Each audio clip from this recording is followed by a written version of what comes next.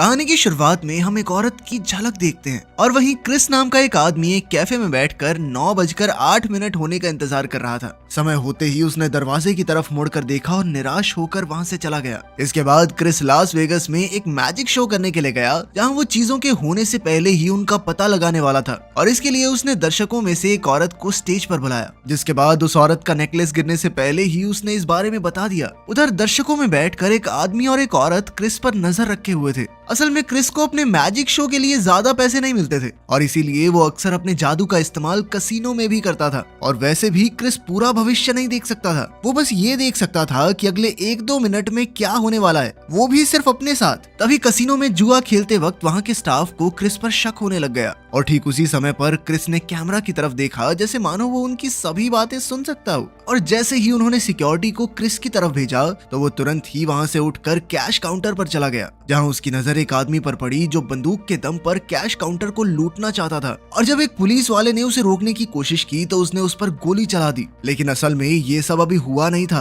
और जैसे ही वो आदमी कैश काउंटर के पास आया तो क्रिस ने उसे बंदूक निकालने से पहले ही दबोच लिया। और जब वहाँ मौजूद पुलिस वालों ने क्रिस को बंदूक नीचे रखने को कहा तो क्रिस उनसे बचने के लिए वहाँ से तेजी से भागने लग गया और अपनी खास काबिलियत की मदद से वो बड़ी ही आसानी से पूरे कसिनो में घूम घूम कर सभी पुलिस वालों से बच सकता था। जल्द ही वो कसिनो से बाहर निकलकर एक गाड़ी में बैठा और फरार हो गया, जिसके बाद पुलिस की गाड़ियों ने उसका पीछा करना शुरू कर दिया। उनसे भागते हुए क्रिस की गाड़ी अचानक एक ट्रेन से टकरा गई और असल में उसने अपना थोड़ी देर बाद वाला फ्यूचर देखा था और इसीलिए वो अपनी गाड़ी की रफ्तार बढ़ाकर सही समय पर ट्रेन और पुलिस वालों से बचकर निकल गया। उधर कसिनो में कैली नाम की एक FBI एजेंट क्रिस की पूरी कैमरा रिकॉर्डिंग देख रही थी और जब उसने अपने साथी को इस बारे में बताया तो उसका कहना था कि उसके पास इन फालतू चीजों के लिए टाइम नहीं है, क्योंकि रशिया का एक 10 किलो टन का न्यूक्लियर बॉम्ब गायब हो गया है और सभी एजेंट्स को जल्द से जल्द उसे ढूंढने का काम दिया गया था। पर कैली का मानना था कि क्रिस उनकी इस काम में मदद कर सकता है और इसीलिए कैली को 5 दिन दिए गए ताकि वो क्रिस को ढूंढ कर पकड़ सके।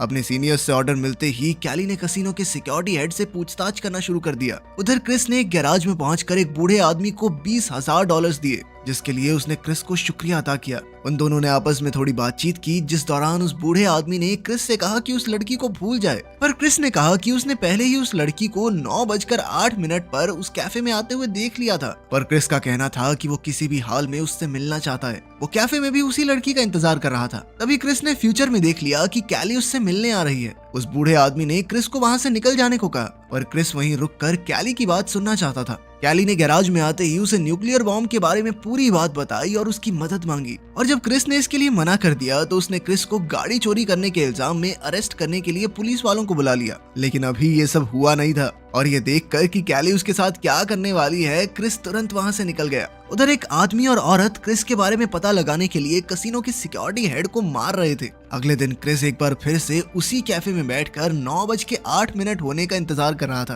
पर इस बार जब उसने मुड़कर देखा तो आखिरकार वो लड़की दरवाजे से अंदर आ गई, जिसके बाद वो पास में ही मौजूद एक टेबल पर जाकर बैठ गई। क्रिस उससे बात करना चाहता था और इसीलिए उसने अलग अलग तरीकों का इस्तेमाल करने के बारे में सोचा, पर हर बार वो लड़की उसे अनदेखा कर देती। और चौथी बार तो उसने क्रिस को कुर्सी से उठने से पहले ही रोक दिया कि भाई तेरे से नहीं होगा, तू रहने दे। पर असल में क्रिस ये सब फ्यूचर में देख रहा था और तभी कैंडल नाम का एक आदमी उस लड़की से मिलने के लिए आया और उसने उस लड़की को लिज नाम से पुकारा। पर उन दोनों के बीच चीजें कुछ ठीक नहीं थी, जिसके चलते कैंडल ने लिज के साथ जोर जबरदस्ती करना शुरू कर दिया। और जैसे ही क्रिस लिज को बचाने के लिए आगे बढ़ा तो कैंडल ने उस पर भी हमला कर दिया, जिससे क्रिस बड़ी ही आसानी से बच गया। लेकिन ये सब देखकर लिज वहाँ से चुपचाप चली गई। लेकिन ये सब भी क्रिस ने फ्यूचर में ही देखा था और इसीलिए क्रिस ने जानबूझकर कैंडल का वो मुक्का अपने मुंह पे खा लिया, जिसे देखकर लिज तुरंत ही खड़ी हो गई और उसने कैंडल पर चिल्लाकर उसे वहाँ से भेज दिया और फिर क्रिस को उठाकर अपने साथ बैठा लिया और उससे माफी मांगने लगी। बातचीत के दौरान क्रिस ने उसे बताया कि असल में उसे इस वक्त फ्लैग स्टाफ नाम की जगह पर होना था,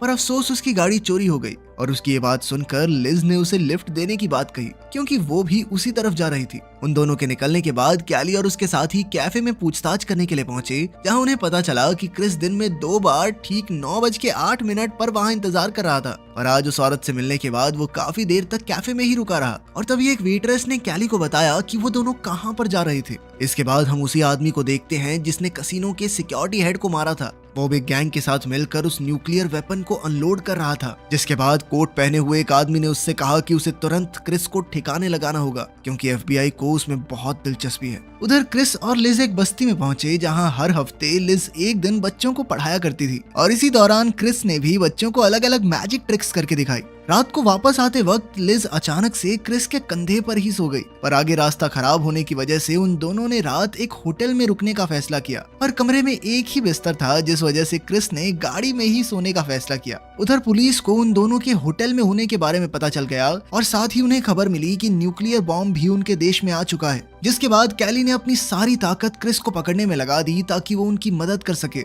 उधर वो गैंग भी FBI पर नजर रख रही थी ताकि वो उनका पीछा करके उनसे पहले क्रिस तक पहुंच जाएं। उधर होटल में जैसे ही लिज नहाकर बाहर निकली तो क्रिस ने उसकी खूबसूरती की तारीफ करते हुए उसे गुलाब का फूल दिया, जिसके बाद वो दोनों एक दूसरे के काफी करीब आ गए। उधर रास्ते में कैली को उसके ऑफिस से फोन आया जिसने उन्हें बताया कि कोई उनका पीछा कर रहा है। उधर लिज के साथ सोते हुए अचानक से क्रिस की आंख खुली तो उसे भविष्य में होने वाली घटनाओं का अंदाजा लग गया। उसी सुबह जब लिज होटल से बाहर निकली तो कैली ने उसे रोककर अपनी गाड़ी में बैठा लिया, जिसके बाद उसने क्रिस की कसिनो वाली वीडियो दिखाते हुए उसे सब कुछ बता दिया। वीडियो दिखाने के बाद लिज को एक ड्रग क्रिस की ड्रिंक में मिलाने को कहा गया जो क्रिस को 5 मिनट के अंदर ही सुला देगी, लेकिन उसे वो गोली क्रिस के कमरे से निकलने के 2 मिनट बाद मिलानी थी। होटल में वापस जाने के बाद लिज ने क्रिस को नहाने के लिए भेज दिया। दूसरी ओर उस गैंग के आदमी क्रिस के बाहर निकलते ही उसे गोली मारने का इंतजार कर रहे थे। 2 मिनट बाद लिज ने ड्रिंक में वो गोली मिला तो दी, पर जैसे ही क्रिस उसे पीने वाला था तभी लिज ने उसे रोककर सारी सच्चाई बता दी, जिसके बाद क्रिस अपनी ड्रिंक बदल कर बाहर चला गया। उधर गैंग वालों को सटीक निशाना नहीं मिला और इधर FBI को लग रहा था कि अब वो 5 मिनट में सो जाएगा। वापस अंदर जाने के बाद क्रिस ने लिज को अपनी शक्तियों के बारे में सब कुछ सच सच बता दिया,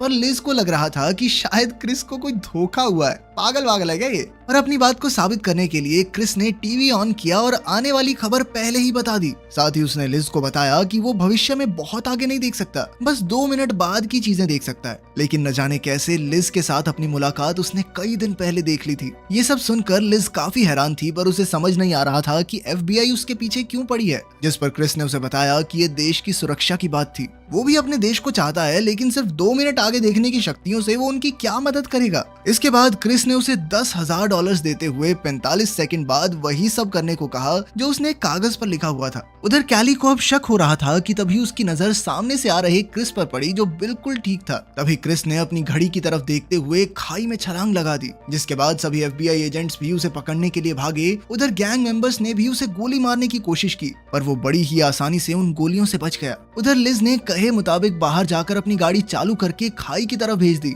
और ऐसा करते ही वो गाड़ी अपने साथ साथ काफी सारे भारी सामान को भी खाई में ले गई, जिनसे बचने के लिए FBI एजेंट्स को पत्थरों के पीछे छुपना पड़ा। और इधर क्रिस बड़ी ही आसानी से उन सभी से बचता हुआ भाग रहा था। तभी अचानक से कैली ने उसका रास्ता रोक लिया और ऊपर से आ रही चीजों के चलते क्रिस ने तुरंत ही कैली को पकड़कर उसे भी बचाया। वहीं उन गैंग मेंबर्स ने मौका देखकर लिज को बंदी बना लिया। लाखों जानों की जिम्मेदारी होने की वजह से कैली ने क्रिस को जाने नहीं दिया, बल्कि उसे कुर्सी पर बैठाकर न्यूज दिखाई गई और साथ ही उन्होंने उसे अपनी पूरी शक्ति का इस्तेमाल करके बॉम्ब ढूंढने को कहा। पर बॉम्ब की बजाय क्रिस की नजर लिज के ऊपर गई, जिसे उस गैंग के लोगों ने एक व्हील चेयर पर बांधकर कैद कर रखा था और बहुत जल्द वो ब्लास्ट होने वाली थी। ये देखकर क्रिस बहुत ज्यादा डर गया, पर जब कैली ने उससे इस बारे में पूछा तो वो चुपचाप बैठा रहा, क्योंकि वो जानता था कि सच बताने पर उसे हमेशा के लिए इस कुर्सी पर ही बैठा दिया जाएगा। इसके बाद क्रिस को एक कमरे में बंद कर दिया गया, जहां मौका मिलते ही उसने गार्ड्स पर हमला बोल दिया और उसके बाद ठीक कसिनो की ही तरह वहां से भी निकल गया, जिसके बाद FBI उसका सड़कों पर पीछा करने लगी।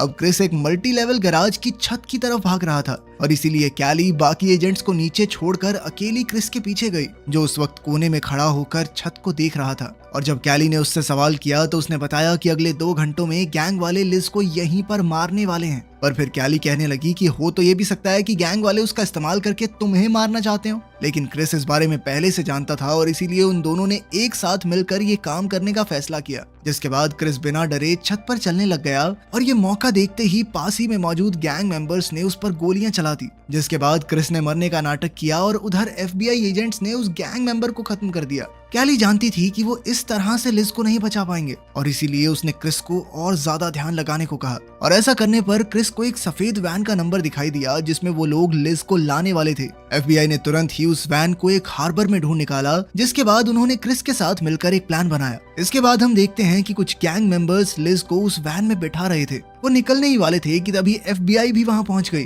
जिनसे बचने के लिए वो लोग वैन को उल्टा भगाने लगे। लेकिन तभी क्रिस ने बिल्कुल ठीक समय पर कैली को गोली चलाने के लिए कहा और उस वैन को पलटा दिया, जिसके बाद लिज वैन से निकलकर एक बिल्डिंग में घुस गई। इधर क्रिस की मदद से FBI सभी स्नाइपर्स को मारते हुए आगे बढ़ रही थी, पर गैंग वालों ने एक बार फिर से लिज को पकड़ लिया और उसे ढाल बनाते हुए एक कार्गो शिप में घुस गए, जिसके अंदर उन्होंने लेजर्स की मदद से एक बॉम्ब लगाया हुआ था। पर FBI के अंदर आते ही क्रिस को इस बारे में पता चल गया और उसने सभी को सावधान कर दिया। आगे बढ़ते हुए क्रिस को एक गोली लगी, पर हर बार की तरह उसने पहले ही ये देख लिया था और इसीलिए उसने FBI एजेंट्स को उस स्नाइपर के बारे में पहले ही बता दिया। इसके बाद लिज को ढूंढने के लिए क्रिस ने अलग अलग तरीके से भविष्य को देखना शुरू कर दिया और लिज और किडनैपर्स का पता लगाते ही वो FBI के साथ वहां पहुंचा। लेकिन लिज अभी भी गैंग वालों के पास ही थी, पर क्रिस अपनी शक्तियों की मदद से हर एक गोली से बचता हुआ उसके पास पहुंच गया और गोलियां खत्म होने के बाद जब उसने बॉम्ब को दबाने की कोशिश की, तभी कैली ने उसे गोली मारकर सभी को बचा लिया। इसके बाद क्रिस लिज को शांत करने की कोशिश कर रहा था कि तभी कैली ने उसे न्यूक्लियर बॉम्ब के बारे में याद दिलाया, जिसे अब किसी दूसरी जगह पर भेज दिया गया था। क्रिस को उसका पता लगाने के लिए एक स्क्रीन दिखाई गई,